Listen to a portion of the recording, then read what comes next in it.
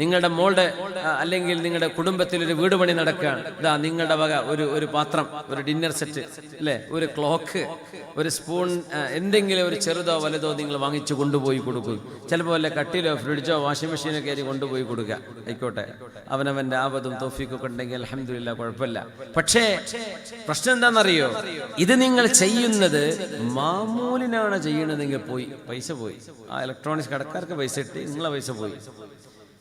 നിങ്ങളത് തിരിച്ചു കിട്ടണമെന്ന് പ്രതീക്ഷിച്ചുകൊണ്ടാണ് ചെയ്തതെങ്കിലും പോയി. നിങ്ങൾ ചെയ്യേണ്ടത് എന്താണ്? അല്ലാഹുവേ, ഒരാൾക്കൊരു വീടുണ്ടായതല്ലേ, എന്തെങ്കിലും വലിയ ചെലവുള്ള സമയമല്ലേ, അപ്പോൾ എന്നെ കൊണ്ടൊരു ചെറിയ സഹായം ഞാൻ ചെയ്യട്ടെ. എന്താ അവിടെ കുറവുള്ളത്? ഓരോ സാധനങ്ങൾ ചോദിക്കുന്നു, അത് ഞാൻ വാങ്ങിച്ചു തരാം. അൽഹംദുലില്ലാ. നിങ്ങൾക്ക് അങ്ങനെ ഒരു സന്മനസ് തോന്നിയില്ലേ? അള്ളാഹ്ക്ക് വേണ്ടി ചെയ്യും. നിങ്ങളത് ചെയ്യുമ്പോൾ നാളെ എൻ്റെ മകൻ്റെ വീട് പണി നടക്കുമ്പോൾ പടച്ചോനെ ഇതിന്റെ ഇരട്ടി അങ്ങോട്ട് തരണം എന്ന് നിയ്യത്തോട് കൊടുത്താൽ തീർന്നു. അതൊന്നും ചെയ്യണ്ട. പറ്റൂലേ? ചെയ്യാതിരുന്ന പോരെ.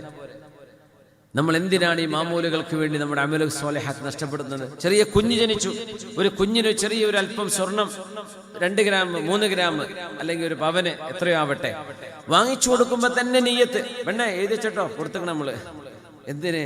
അടുത്ത പ്രാവശ്യം നമ്മ കുട്ടി ഉണ്ടാവുമ്പോൾ തരുന്നുണ്ടോ അല്ലേ നോക്കാനാ. ഇല്ലേ, ആ കുടുംബം തന്നെ തെറ്റും. എന്ത്? ഞാൻ കൊടുത്തിട്ട് എൻ്റെ കുട്ടിക്ക് തന്നില്ലല്ലോ. സുബ്ഹാനല്ലാഹ്. നിങ്ങൾ കൊടുത്തത് എന്തിനാണ്? അള്ളാഹ്ക്ക് വേണ്ടിയാണോ കൊടുത്തത്? അള്ളാഹ്ക്ക് വേണ്ടിയാണോ കൊടുത്തത്? അത് ബാക്കിയുണ്ടാകും.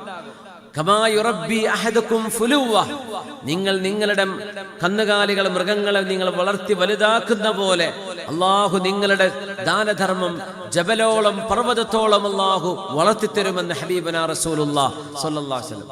എങ്ങനെ?